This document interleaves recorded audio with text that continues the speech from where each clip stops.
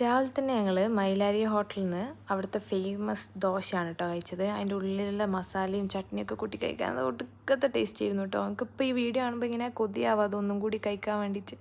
പിന്നെ ദോശ എന്ന് കഴിഞ്ഞപ്പോൾ ഒരു കോഫി കുടിച്ചു. കോഫി ഭയങ്കര കയ്പ്പായിരുന്നു. എനിക്ക് കയ്പ്പുള്ള കോഫി അത്ര ഇഷ്ടമില്ല. പിന്നെ എൻ്റെ കയ്യും പൊള്ളി. അപ്പം അത് കഴിഞ്ഞിട്ട് ഞങ്ങൾ കട്ട് ഫ്രൂട്ട്സ് കഴിച്ചു കേട്ടോ. ടേസ്റ്റ് ഉണ്ട്, പക്ഷേ എനിക്ക് അതിലത്തെ വത്തക്ക എന്തോ ഫ്രഷ് അല്ലാത്ത പോലെ തോന്നി.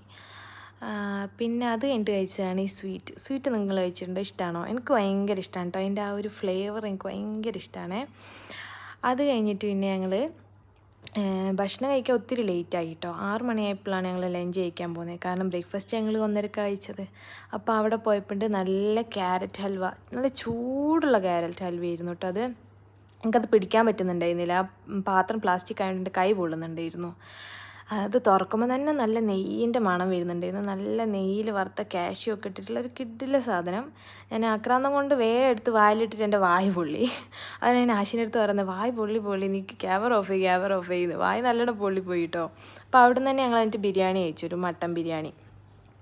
കുഴപ്പമില്ല, എനിക്ക് വലിയ ഇഷ്ടമായില്ല. എനിക്ക് മട്ടൻ എന്തോ കുക്കാവാത്ത പോലെ ഒന്നും. പിന്നെ ലാസ്റ്റ് കഴിച്ചത് ദോശയായിരുന്നു. കുഴപ്പമില്ല. അപ്പോൾ ഇതൊക്കെയാണ് ഞങ്ങൾ മൈസൂർ പോയപ്പോൾ കഴിച്ച ഫുഡ്.